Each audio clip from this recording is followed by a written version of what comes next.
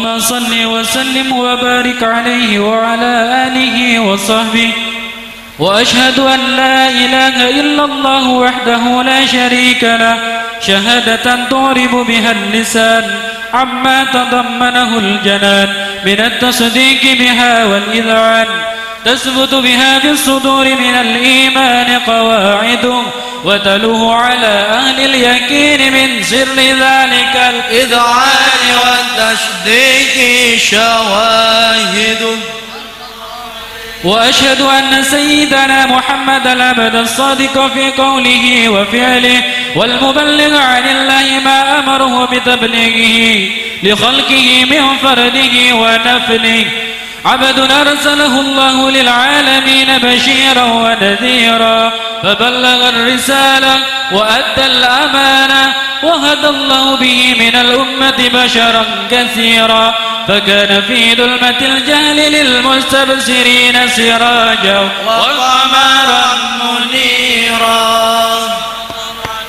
فما أعظمها من منة تكرم الله بها على البشر، وما أوصاها من نعمة انتشر سرها في البحر والبر.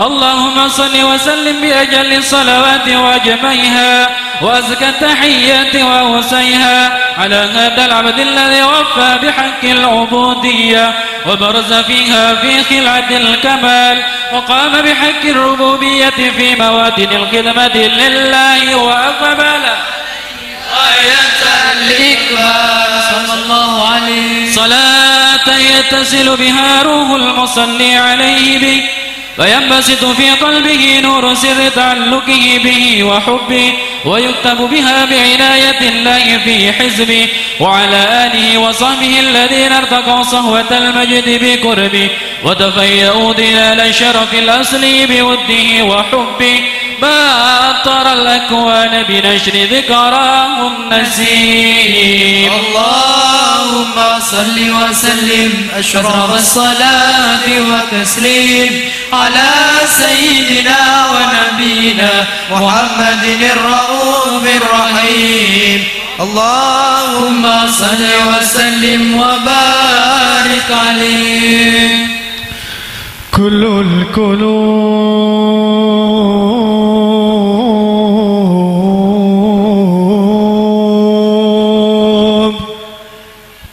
القلوب إلى الحبيب تميل،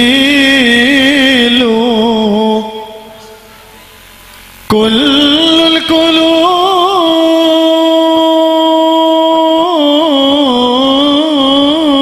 إلى الحبيب تميل، ومعي بذلك شاهد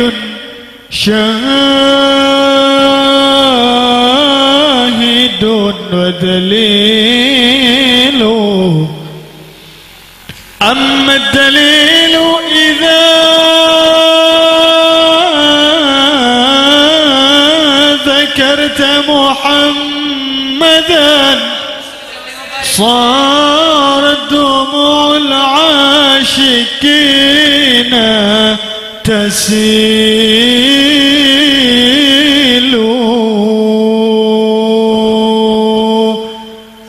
هذا رسول الله، هذا رسول الله، هذا المصطفى، هذا لرب العالمين خليل.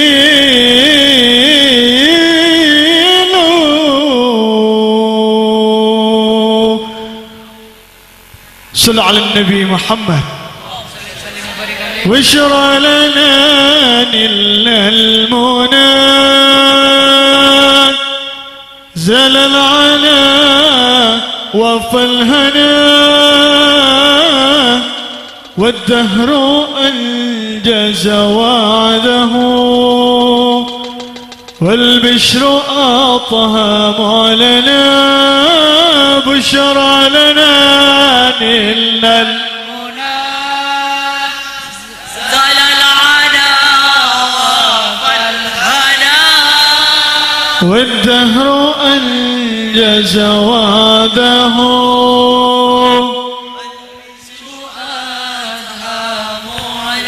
نامت أعيني يوما نامت والحنين نما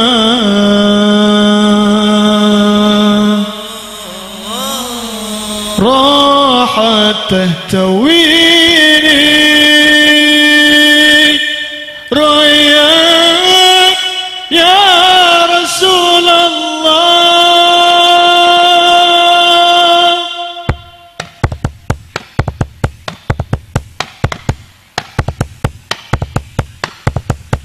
أحمد يا نور الهدى بشوق فاق المدى عيني ترجو أن تراك روحي يا حبيبي فداك أحمد يا نور الهدى بشوقا فاق المدى عيني ترجو أن ترى روحي يا حبيبي فداك أحمد يا نور الهدى بشوقا فاق المدى عيني ترجو أن ترى روحي يا حبيبي فداك أحمد يا نور الهدى بشوقا فاق المدى عيني ترجو أن ترى روحي يا حبيبي فداك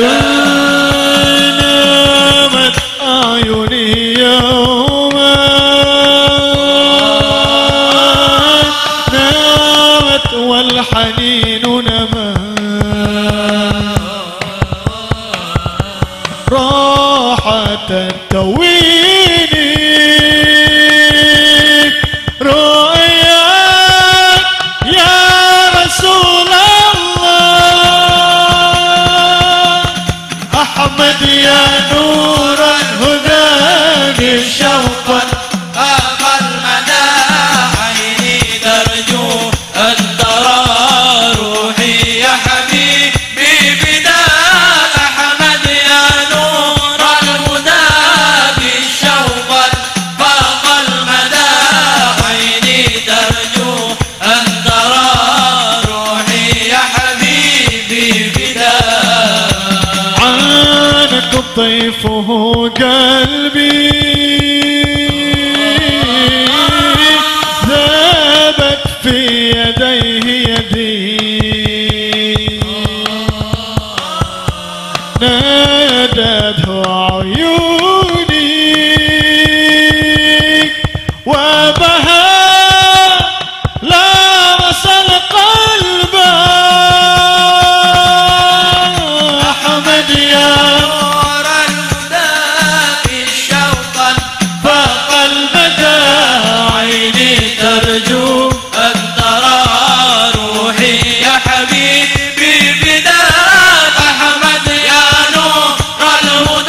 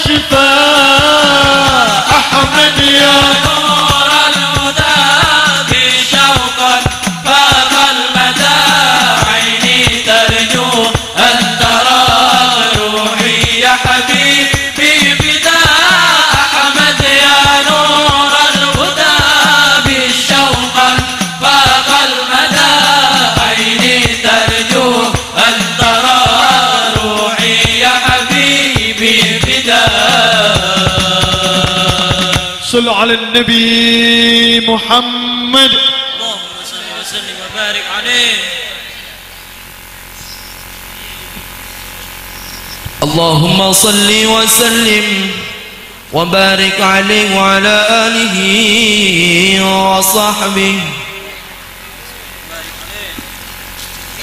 أما بعد، فلما تعلقت إرادة الله في العلم القديم بظهور أسرار التخصيص للبشر الكريم بالتقديم والتكريم، نفذت القدرة الباهرة بالنعمة الواسعة والمنة الغامرة، فانفلقت بيضة التصوير في العالم المطلق الكبير عن جمال مشهود بالعين، حاول لوصف الكمال المطلق والحسن التام والزين صلى الله عليه. فتنقل ذلك الجمال الميمون في الأصلاب الكريمة والبطون، فما من صلب ضمه إلا وتمت عليه من الله النعمة صلى الله عليه. فهو القمر التام الذي يتنقل في بروجه ليتشرف به موطن استقراره وموضع خروجه، وقد قضت الأقدار الأزلية بما قضت، وأظهرت من سر هذا النور ما أظهرت، وخصصت به من خصصت صلى الله عليه. وكان مستقره في الأصلاب الفاخرة والأرحام الشريفة الطاهرة، حتى برز في علم الشهادة بشرا لا كالبشر، ونورا حير الأنبار ظهوره وبهر صلى الله عليه. فتعلق ذمة الراكم لهذه الحروف بأن يرقم في هذا القرطاس ما هو لديه من عجائب ذلك النور معروف، وإن كانت الألسن لا تفي بأشر منشار أوصاف ذلك الموصوف تشويقا للسامعين من خواص المؤمنين وترويحا للمتعلقين بهذا النور المبين صلى الله عليه. وإلا فأنا تورب الأقلام عن شؤون خير الأنام، ولكن الزني لا تدوين ما فطه من سير أشرف المخلوقين وما أكرمه الله به في مولده من الفضل الذي عم العالمين، وبقيت رايته في الكون منشورة على مر الأيام والشهور والسنين، داعي التعلق بهذه الحضرة الكريمة ولا يجد الشوق إلى السماء أوصافها العظيمة، ولعل الله ينفع به المتكلم والسامي آمين. ويدخلان في شفاعة هذا النبي الشافي آمين. ويتروحان بروح ذلك النعيم.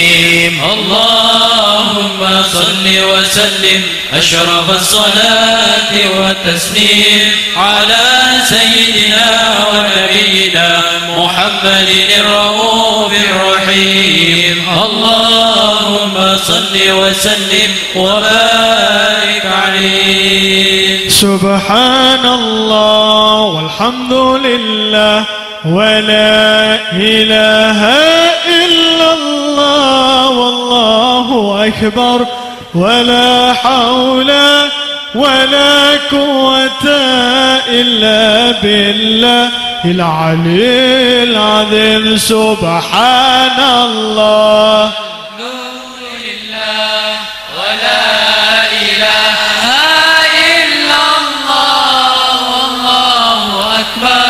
ولا حول ولا قوة إلا بالله العلي. satu kali lagi lebih keras mah. Subhanallah walhamdulillah wala ilaha illallah wallahu akbar wala haula wala quwwata illa billahil aliyyil azim. Subhanallah walhamdulillah wala ilaha illallah. Subhanallah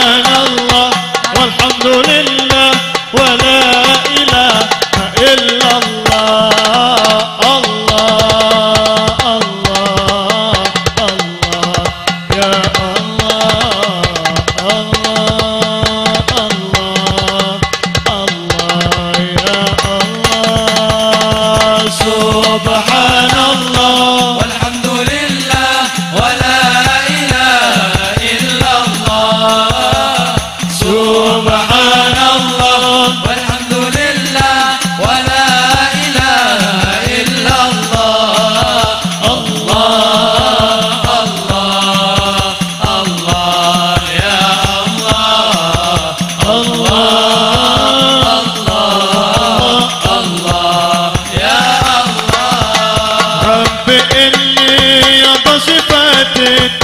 صفات العالية غائب من غنى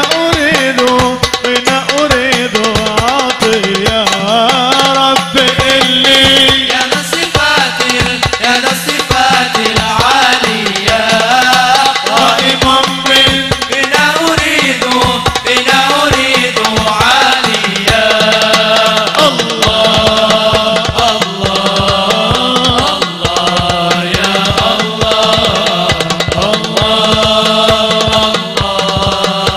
الله يا الله سبحان الله والحمد لله ولا إله إلا الله سبحان الله والحمد لله ولا إله إلا الله الله الله الله يا الله الله الله الله يا الله ربنا آتنا في الدنيا حسنة وفي الآخرة حسنة وقنا عذاب النار وقنا عذاب النار ربنا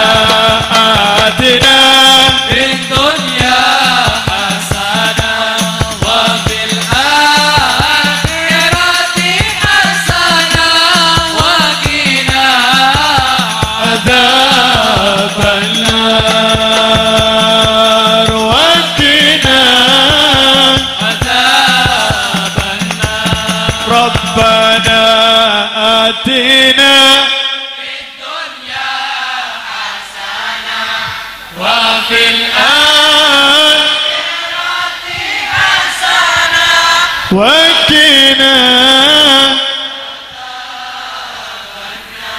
ربنا آتنا في الدنيا حسنة وفي الآخرة حسنة وقنا عذاب النار اللهم بارك لنا في رجب وشعبنا وبلغنا رمضان اللهم بارك لنا في رجب وشعبنا وبلغنا رمضان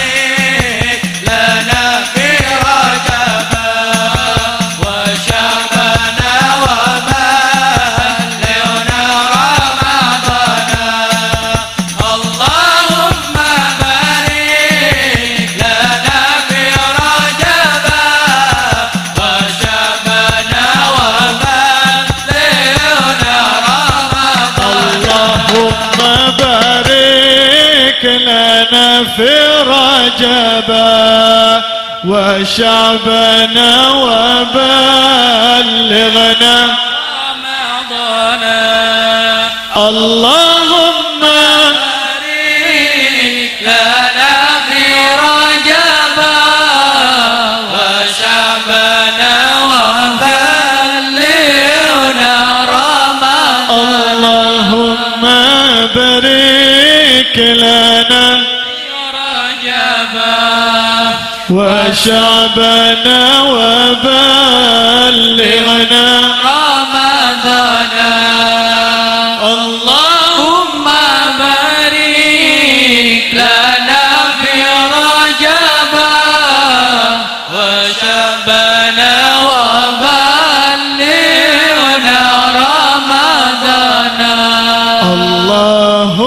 صل على سيدنا محمد طب القلوب ودوائها وعافية الأبدان وشفعها ونور الأبصار وضيائها وعلى آله وصحبه وسلم. اللهم صل على سيدنا محمد طب القلوب ودوائها وعافية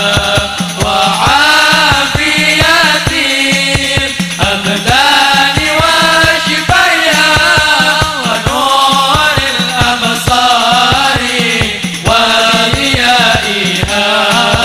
وعلى آله وصحبه وسلم. اللهم صل على سيدنا آمين آمين محمد ودوائها وعافية الأبدان وشفائها ونور الأبصار وضيائها وعلى آله وصحبه وسلم. اللهم صل على سيدنا محمد طب القلوب ودوائها وعافية الأبدان وشفائها ونور الأبصار وضيائها وعلى آله وصحبه وسلم. سر الفاتحة. مالك يوم الدين إياك نعبد وإياك نستعين حمل الضالين آمين ya rabbal alamin. Kabul insyaallah. Terakhir sebelum kita amal qiyam bersama, saya ingin menyampaikan beberapa hal yang insyaallah tidak akan memakan waktu yang lama. Pada malam hari yang berbahagia ini kita sama-sama berada daripada pertengahan daripada bulan Rajab, yang mana dikatakan bulan Rajab ini adalah bulannya Allah Subhanahu wa taala. Rasulullah sallallahu alaihi wasallam bersabda, Rajab syahrullah wa Sya'ban syahri wa Ramadan syahr ummati. Pada saat yang berbahagia ini kita telah berada dalam bulan Rajab yang mana dikatakan oleh Rasulullah sallallahu alaihi wasallam adalah bulannya Allah Subhanahu wa taala. Allah menciptakan dalam satu tahun terdapat 12 bulan, yang mana dalam 12 bulan ini ada 4 bulan yang dimuliakan oleh Allah Subhanahu wa taala. Yang mana dari 4 itu salah satunya adalah bulan Rajab. Dan di dalam bulan Rajab ini ada satu peristiwa yang sangat istimewa, yang dapat menjadi bukti bahwa Allah Subhanahu wa taala sangat cinta kepada Nabi Muhammad sallallahu alaihi wasallam. Peristiwa itu kita kenal dengan peristiwa Isra wal Mi'raj, yang mana pada malam hari ini kita peringati acaranya. Bab acaranya Isra Mi'raj, tapi kok yang dibaca adalah sholawat. Kadang bikin acara pernikahan yang dibaca juga sholawat. Kadang bikin sunatan anaknya, ngundang habaib, yang dibaca juga sholawat. Kadang pindah rumah selamatan bikin acara sholawat. Kadang hal-hal yang lain, sedekah bumi atau yang lain halnya adalah yang dibaca juga sholawat. Kenapa kok kayak gitu para hadirin? Karena pada hakikatnya kita mengenal itu semua. Kita mengenal yang namanya khitan, kita mengenal yang namanya selamatan, kita mengenal yang namanya pernikahan. Itu semua adalah diajarkan oleh Rasulullah SAW. Dan sholawat yang kita baca ini adalah salah satu bentuk bukti kalau kita cinta dengan Rasulullah SAW. Kita kalau cinta dengan guru kita bakal menuruti apa saja perintahnya. Kita cinta kepada kiai kita dawuh bagaimana, kita lakukan. Kita cinta kepada Habib bilang apa, kita lakukan. Kita cinta kepada orang tua kita menyuruh apa, kita lakukan. Kita cinta kepada anak kita minta apa, kita turuti. Kalau kita cinta dengan Nabi Muhammad SAW, salah satu cara untuk membuktikannya adalah dengan memperbanyak membaca sholawat. Serta sholawat ini adalah salah satu-satunya ibadah yang langsung diajarkan oleh Allah Subhanahu wa ta'ala. Dan Allah juga mengerjakan sholawat. Kita punya rukun Islam yang 5. Syahadat. Yang kedua apa? Sholat. Yang ketiga zakat. Yang keempat puasa. Yang kelima ibadah haji. Yang pertama syahadat. Apakah Allah bersyahadat? Tidak. Tapi kita kalau mau masuk Islam wajib hukumnya untuk mengucapkan syahadat. Yang kedua adalah sholat. Kita sholat 5 waktu. Apakah Allah sholat? Tidak. Yang ketiga adalah membayar zakat. Apakah Allah mengeluarkan zakat? Yang keempat adalah puasa. Apakah Allah berpuasa? Yang kelima adalah haji. Apakah Allah melaksanakan ibadah haji? Wallahu a'lam bishawab. Hanya Allah yang tahu. Tapi saat Allah perintahkan kita untuk bersolawat, Allah juga mengucapkan salawat kepada Nabi Muhammad sallallahu alaihi wasallam. Makanya kita yang hadir ini jangan sulit-sulit, jangan susah-susah. Kalau ada kesumpekan dalam hati, kalau ada kesulitan dalam kerjaan, mungkin panennya nggak berbuah yang bagus, mungkin banjir atau apa, perbanyak sholawat. Niatkan supaya hidup kita ini lancar. Insya Allah barakahnya sholawat pasti akan dilancarkan oleh Allah Subhanahu wa ta'ala. Selain itu para hadirin, kita kalau mengerjakan sholat 5 waktu tapi kita nggak khusyuk, kita sholatnya main-main, sholat kita nggak diterima oleh Allah Subhanahu wa ta'ala. Kita berpuasa tapi ngerasani orang, rasan-rasan, tidak bisa menahan hawa nafsu, puasa kita tidak diterima oleh Allah Subhanahu wa ta'ala. Kita mengeluarkan sedekah, berzakat, tapi tujuannya untuk riya, supaya dilihat orang, wah ini Masya Allah orang ini bangun masjid, nyumbang 5 juta, nyumbang 10 juta, niatnya untuk dilihat sama orang, biar dipuji sama orang lain. Sedekahnya nggak diterima oleh Allah Subhanahu wa ta'ala. Tapi para hadirin, kita kalau baca sholawat, meskipun hati kita ini kotor, manusia tempatnya dosa, hatinya kotor semuanya. Tidak ada satupun manusia yang suci kecuali Nabi Muhammad SAW. Kita semuanya hatinya kotor, termasuk saya. Tapi kalau kita baca sholawat, apa kata Allah? Barang siapa mengucap sholawat 1 kali, maka aku Allah akan membalas sholawatnya sebanyak 10 kali. Bayangkan, Ahmad orangnya bodoh, sering berbuat dosa, hatinya kotor, baca sholawat 1 kali, Allah Rabbul Alamin, Tuhan kita semua, mengucapkan keselamatan untuk yang mengucap sholawat. Insya Allah semua sholawat yang kita baca pada hari ini, baik itu sholawat tibil qulub, sholawat tadi padang bulan, turipote, ya Rasulullah, semuanya termasuk daripada sholawat. Sholawat itu sangat banyak macamnya sholawat, saking gampangnya, jangan ditinggalkan para hadirin.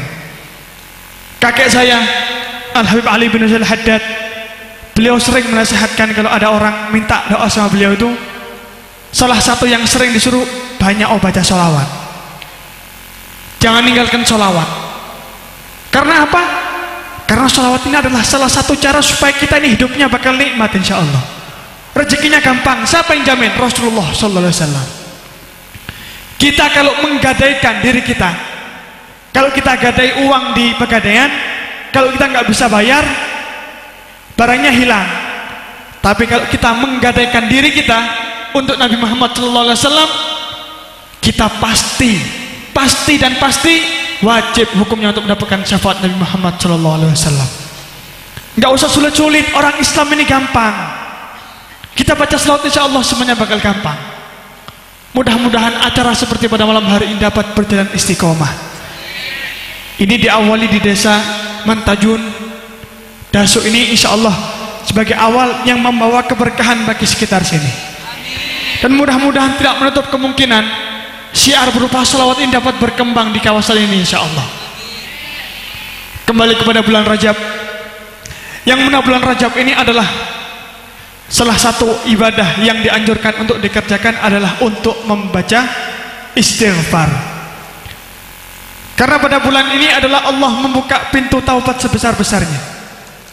Rajab syahrut taubah, bulan untuk bertaubat kepada Allah Subhanahu wa taala. Makanya para ulama kita, mereka menasihatkan kepada kita untuk apa?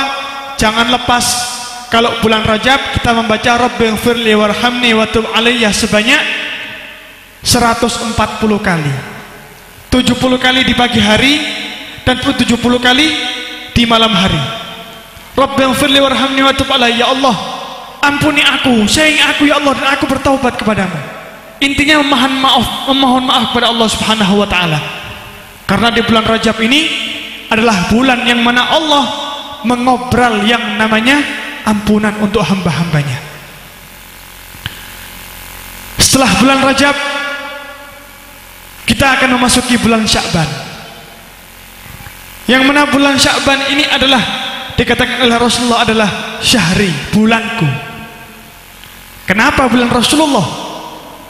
Karena pada bulan Sya'ban ini Allah menurunkan innallaha wa malaikatahu yusholluna 'alan nabi ya ayyuhalladzina amanu shallu 'alaihi wa sallimu taslima. Di bulan Sya'ban ini Allah bersalawat kepada Rasulullah sallallahu alaihi wasallam. Maka dari itu bulan Sya'ban adalah bulannya Rasulullah sallallahu alaihi wasallam, yang mana kita disunnahkan untuk memperbanyak membaca sholawat. Setelah bulan Sya'ban kita akan bersama-sama masuk ke dalam bulan yang mulia, yaitu bulan Ramadan. Tengok doa yang diajarkan oleh para ulama kita. Allahumma barik lana fi Rajab wa Sya'ban wa ballighna Ramadan. Ya Allah, berkahi aku di bulan Rajab, berkahi aku di bulan Sya'ban, dan sampaikan aku ya Allah di bulan Ramadan. Karena para hadirin sekalian, kalau kita sudah masuk bulan Ramadan ini, Masya Allah, nikmat. Yang mana pahala, kalau sholat wajib kita kerjakan, biasanya kita kerjakan dapat pahala. Kalau masuk bulan Ramadan, sama Allah pahalanya dikalikan 70 kali. Bahkan pahalanya ibadah sunnah, kalau di bulan biasa yang selain Ramadan pahalanya sunnah, tapi kalau kita kerjakan di bulan Ramadan pahalanya menjadi pahala wajib. Allah mengobrol pahala sangat banyak di bulan Ramadan. Makanya para ulama, para orang-orang soleh, mereka itu kalau sudah masuk waktunya bulan Ramadan, mereka sangat bahagia hatinya, sangat senang, gembira. Ada satu riwayat yang mengatakan, man fariha bidkhuli Ramadan haramallahu jasadahu 'alan niran. Barang siapa berbahagia, senang, gembira apabila dia masuk dalam bulan Ramadan, maka haram hukumnya api neraka untuk menyentuh daripada kulitnya. Barang siapa bergembira apabila dia memasuki bulan Ramadan, maka haram hukumnya api neraka untuk menyentuh jasadnya. Ini dapat menjadi satu dalil Kenapa kok para ulama itu senang kalau bulan Ramadan? Karena mereka tahu bulan ini adalah, bulan Ramadan adalah bulan yang sangat dimuliakan oleh Allah Subhanahu wa taala. Bulan di mana para ulama saya yakin memperbanyak daripada mengeluarkan sedekah. Bulan di mana setiap orang kita ini mungkin yang kalau baca Al-Qur'an setiap hari belum tentu. Tapi kalau masuk bulan Ramadan, insya Allah sebagian besar daripada kita memperbanyak membaca Al-Quran. Betul? Mungkin di bulan-bulan biasa kita sholat sunnahnya cuma sholat sunnah duha, tapi masuk bulan Ramadan kita memperbanyak sholat sunnah dengan mengerjakan sholat tarawih. Ini kenapa kok para ulama ini senang masuk bulan Ramadan?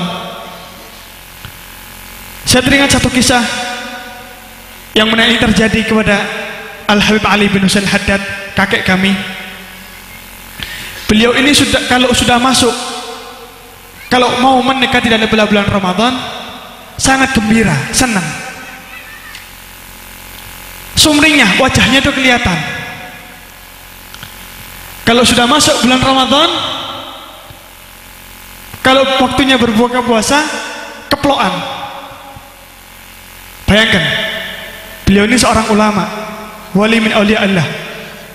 Berbuka puasa kapuk tangan sama cucu-cucunya, sama anak-anaknya. Jadi kalau Allahu Akbar, Allahu Akbar, beliau berbuka di kamarnya. Setelah beliau berbuka, sholat, makan, keluar dari kamar itu, beliau tepuk tangan. Tepuk tangan untuk apa? Karena mengungkapkan rasa bahagianya.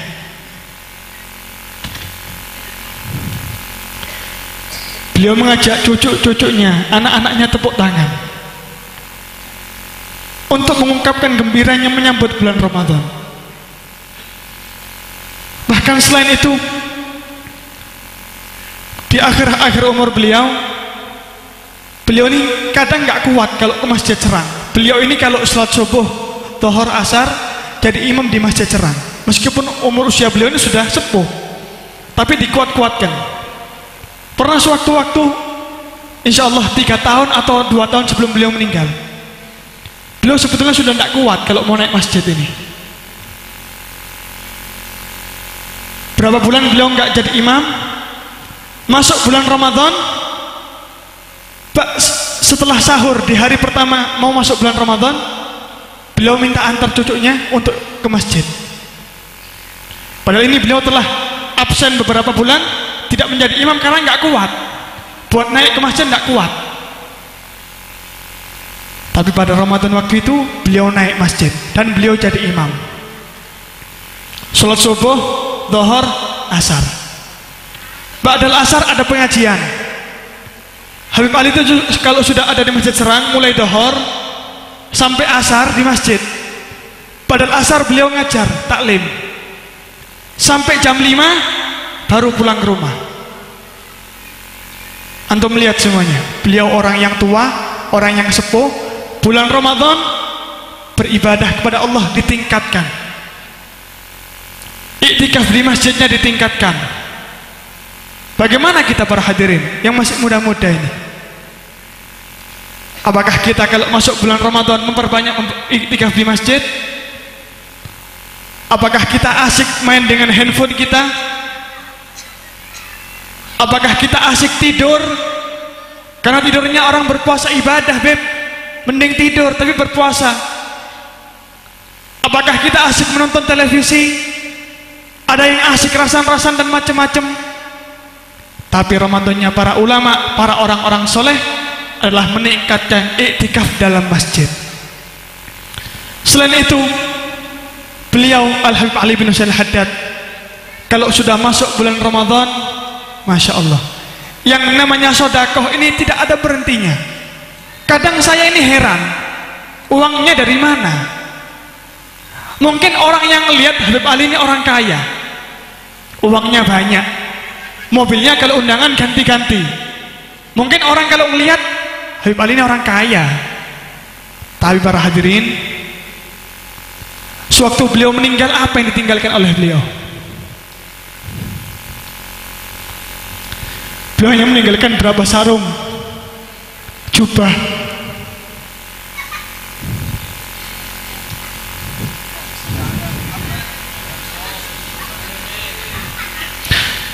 Belum meninggalkan sorban,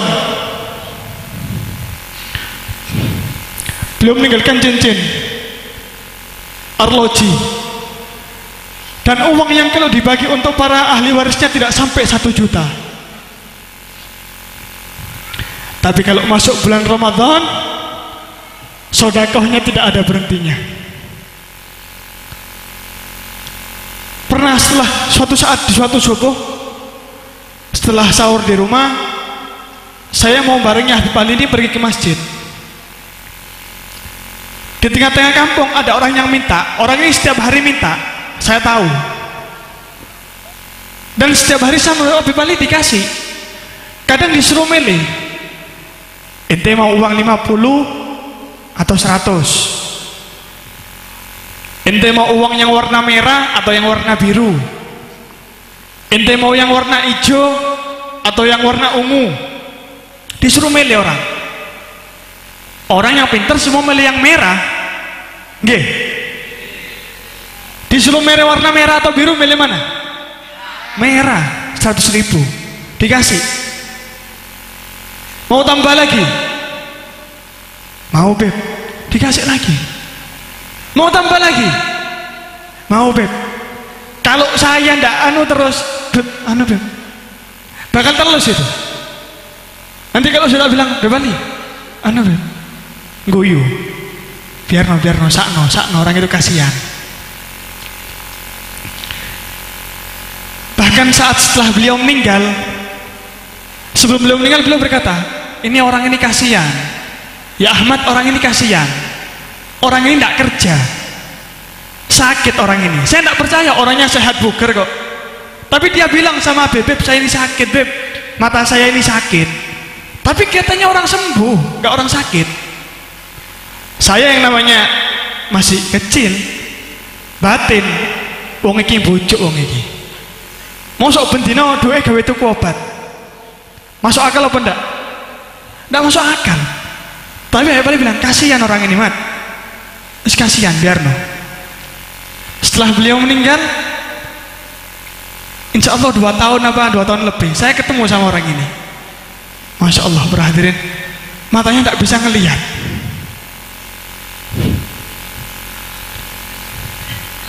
Matanya ini tidak bisa melihat. Saya ketemu di Masjid Serang, saya samperin. Assalamualaikum. Saya tidak mau sebutkan namanya. Assalamualaikum. Waalaikumsalam. Siapa ini katanya? Saya Ya Ahmad, tak bilang. Ya Ahmad, cucunya Habib Ali. Ya Allah, Beb, langsung.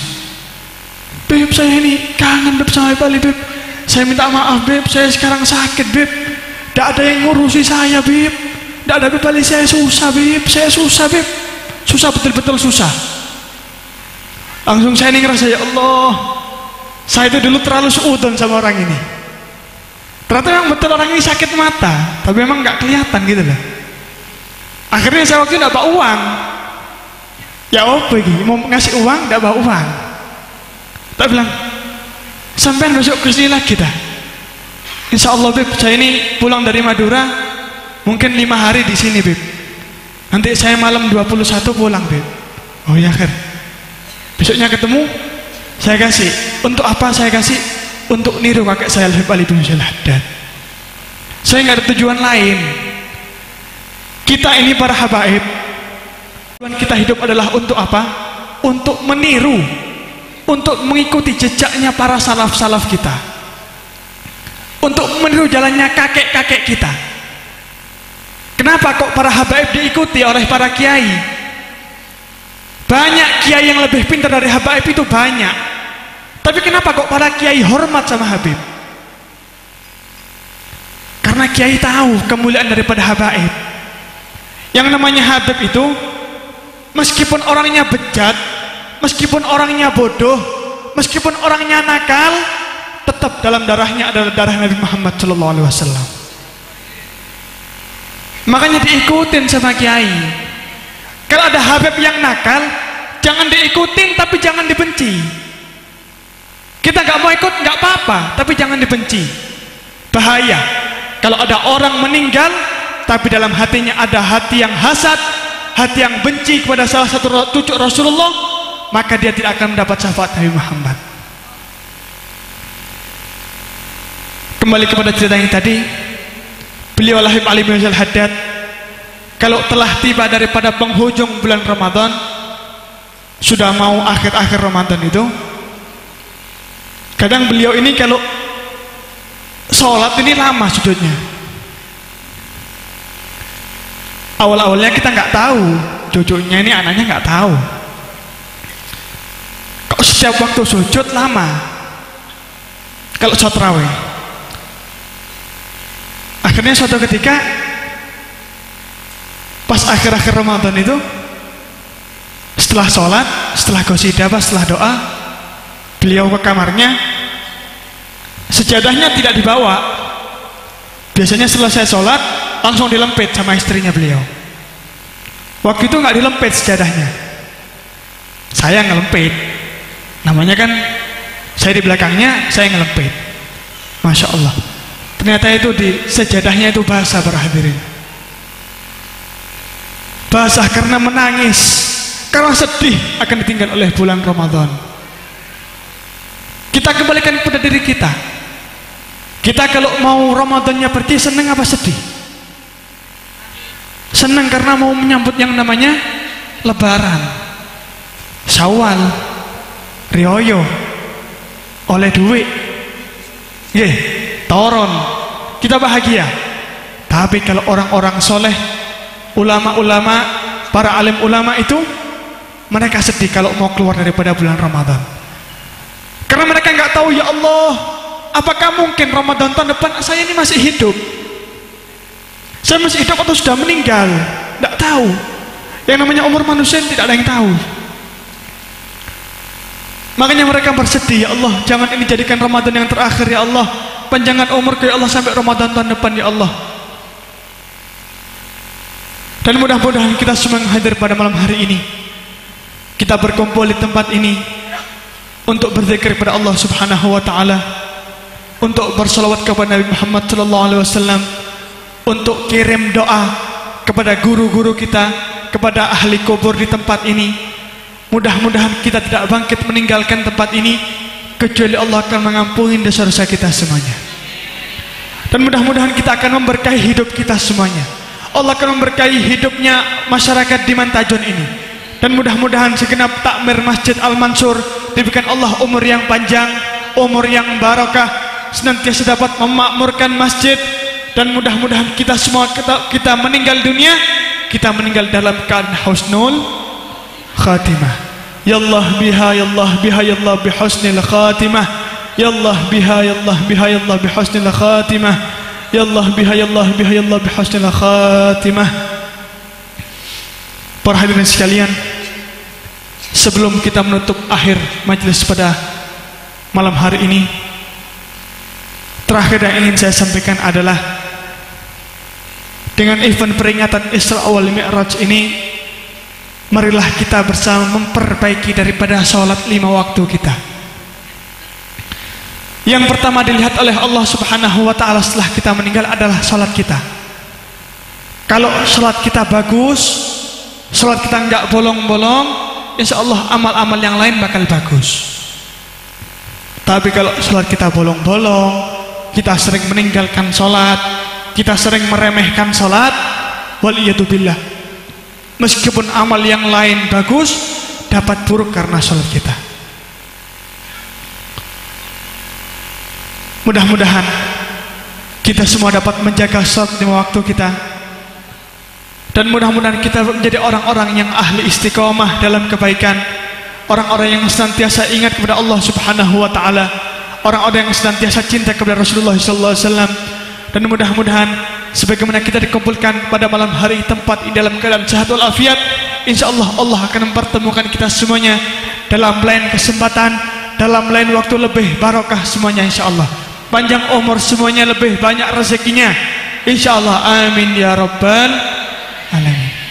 Mohon dimaafkan apabila mungkin ada perkataan saya yang kurang berkenan, mungkin dari akhlak saya, dari adab saya, ada perkataan yang menyinggung atau yang lain-lain halnya, saya mohon dimaafkan.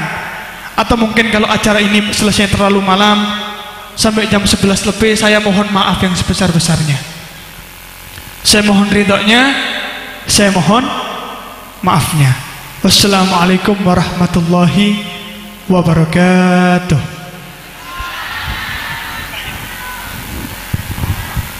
Fahina. اللهم صل وسلم وبارك عليه وعلى آله وصحبه.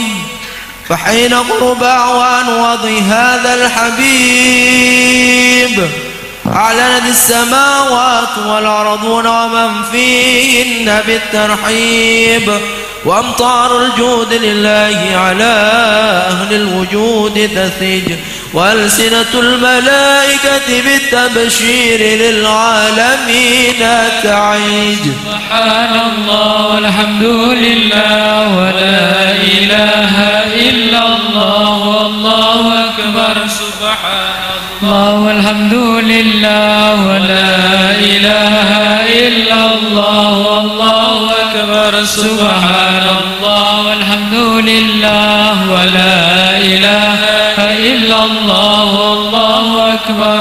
والقدرة كشفت قناع هذا المستور ليبرز نوره كاملا في عالم الظهور، نورا فاق كل نور. وأنفذ الحق حكم على من أتم الله عليه النعمة من خواص الأمة، أن يحضر عند وضعه أمة تأنيسا لجنامها المسعود، ومشاركة لها فيها الاصطماط الممدود. وحضرت بتوفيق الله السيدة مريم والسيدة آسيا، ومعهما من الحور العين من قسم الله له من الشرف بالقسمة الوافية. صلى الله عليه. فأتى الوقت الذي رتب الله على حضوره وجود هذا المولود، فانفلق سبح الكمال من النور عمود، وبرز الحامد المحمود مذعنا لله بالتعظيم والسجود. صلى الله على محمد. صلى الله على محمد. صلى الله عليه وسلم. يا نبي سلام عليك، يا رسول سلام عليك، يا حبيب سلام عليك، صلوات الله عليك. السلام عليك يا رسول سلام عليك، يا حبيب سلام عليك، صلوات الله عليك. أشرق الكون ابتهاجا بوجود المصطفى أحمد، ولأهل الكون أنس وسرور قد تجدد. سلام عليك يا رسول سلام عليك، يا حبيب سلام عليك، صلوات الله عليك. واضربوا يا أهل المسالي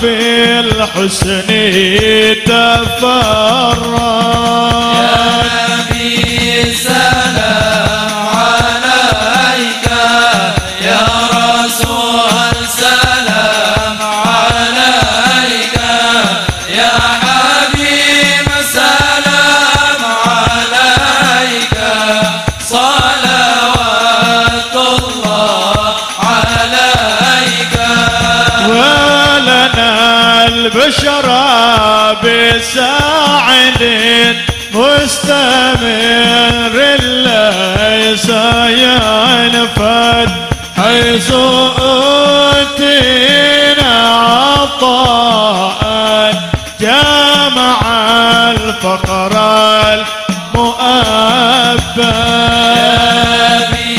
سلام عليك يا رسول سلام عليك يا حبيب سلام عليك صلوات الله عليك فلربي كل حمد جل أن يحصره العد إذ حبانا بوجودي المصطفى الهادي محمد بدر علينا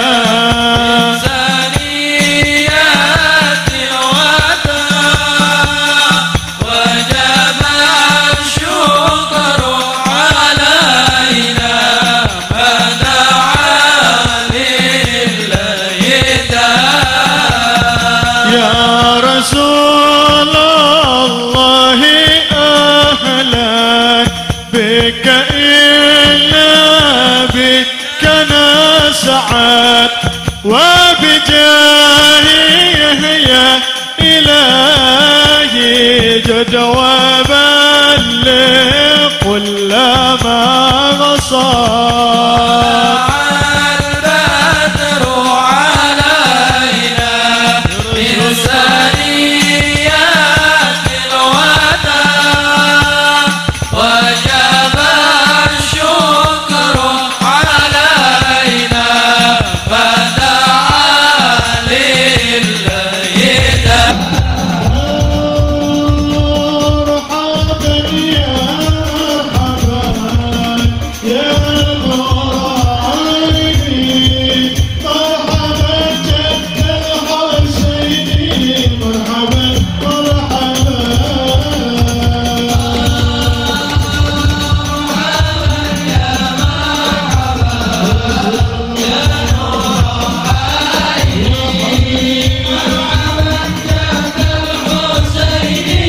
مرحبا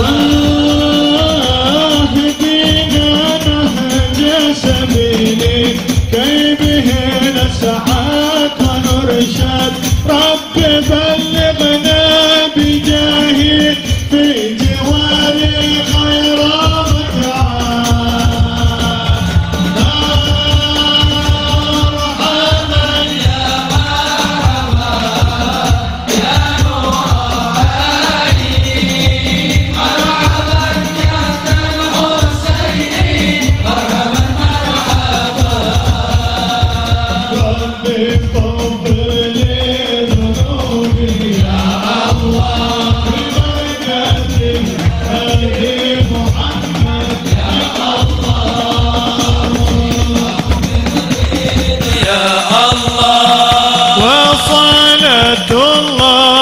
تغشى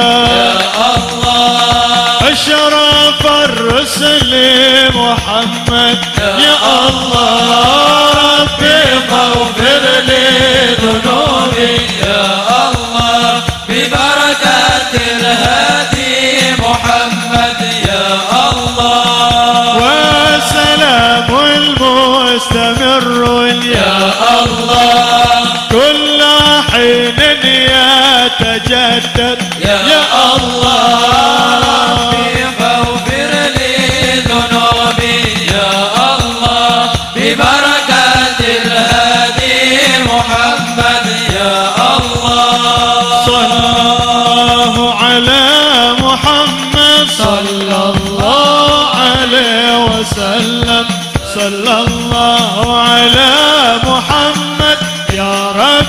صل وسلم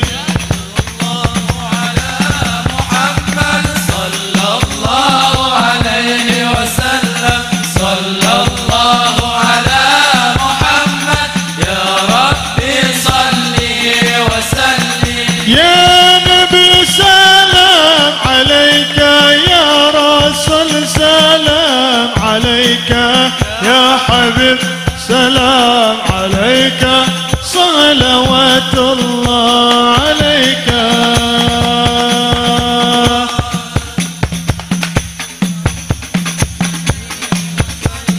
صلى الله على محمد يا ربي صل وسلم يا نبي سلام عليك يا رسول سلام عليك يا حبيب سلام عليك صلوات الله عليك. Marilah kita kembali duduk dan kita aminkan bersama doa yang akan dibacakan oleh Al-Habib Abdul Qadir As-Saqaf.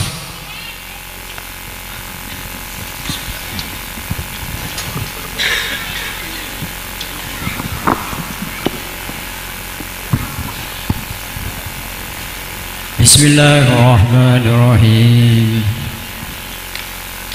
Alhamdulillah Rabbil Alamin. Allahumma salli wa sallim ala Sayyidina Muhammadin wa ala alihi wa sahbihi ajma'in. ولما ذهب الفكر من درار الأوصاف المحمدية أفهودا توجهت إلى الله متوسلا بسيدي وحبيبي محمد صلى الله عليه وسلم أن يجعل سعي مشكورا وفعلي فيه محمودا وأن يكتب عملي في الأعمال المقبولة وتوجهي في توجهات الخالصة والصلات الموصولة. اللهم يا من إليك توجه الأمل فتعوذ ظافرة وعلى باب عزته تحط الرحال فتغشاها منه الفيوضات الغامرة.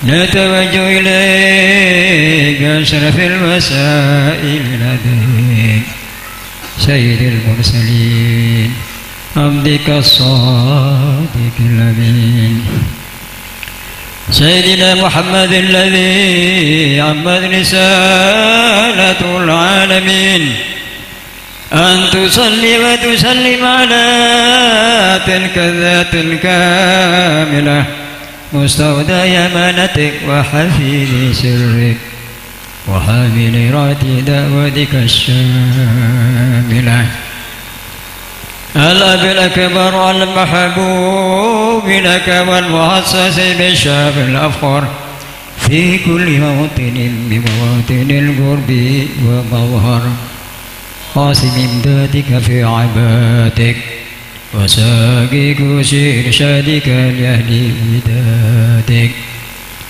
سيد الكونين وشرف الثقلين العبد المحبوب الخالص المخصوص منك بأجل الخصائص.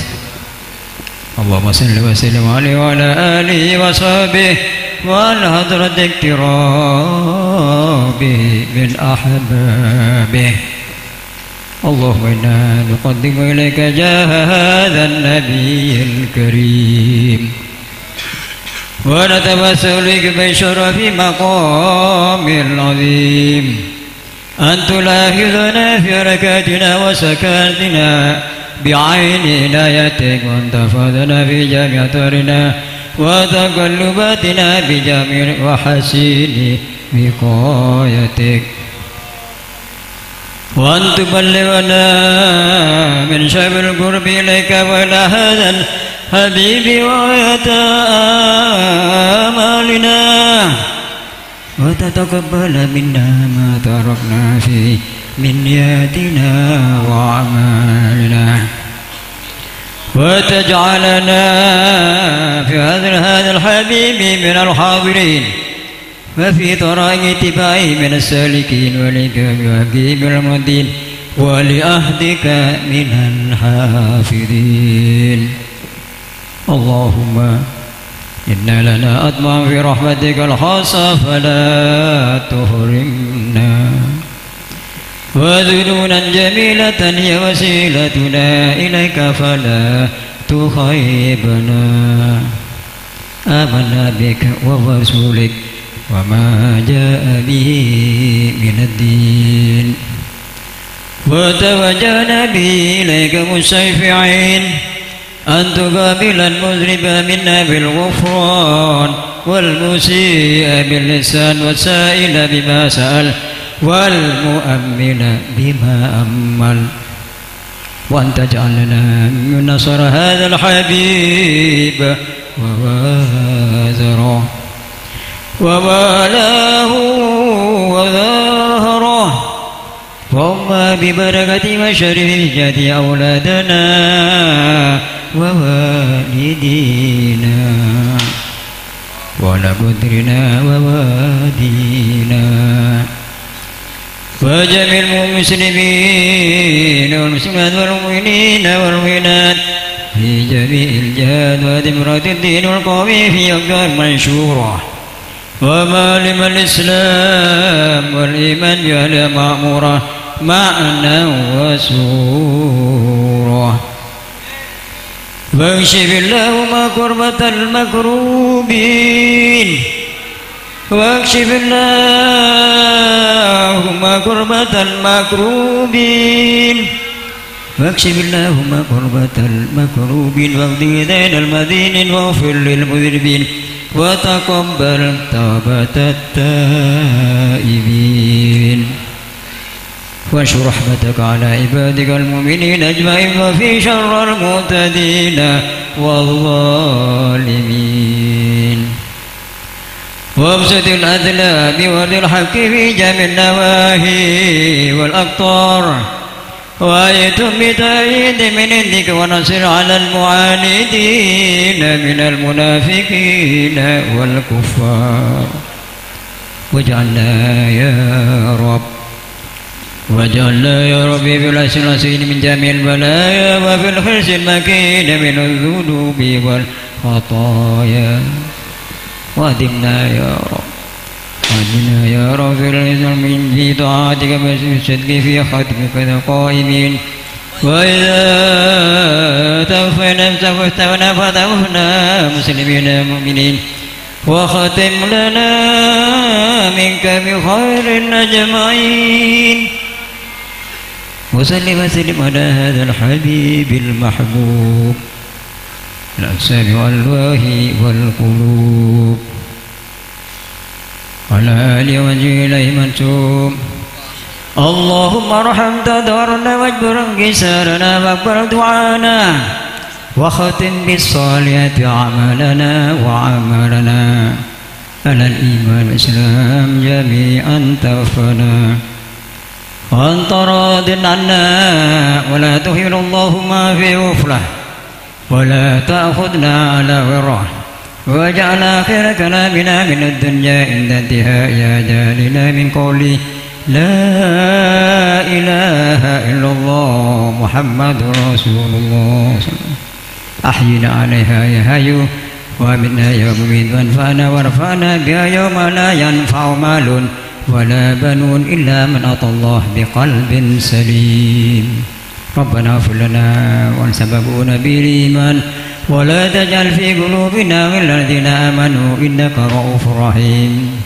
وصلى الله وسلم على سيدنا محمد وعلى آله وصحبه وسلم بفضل سبحان ربك رب العزة عما يصفون، وسلام على المرسلين والحمد لله رب العالمين. ربنا وتقبل دعانا ببركة الفاتحة.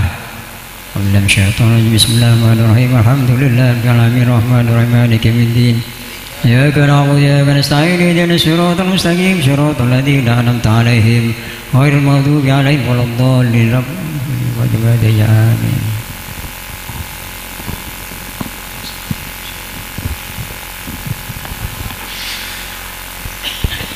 Terima kasih para hadirin sekalian atas kehadirannya. Mudah-mudahan acara-acara seperti ini dapat berlanjut lagi insyaallah. Dan saya minta nanti kalau di lain tempat ada acara sholawatan, yang hadir malam ini hadir lagi, oke? Insyaallah. Saya kembalikan kepada pembawa acara. Wallahu a'lam bishawab.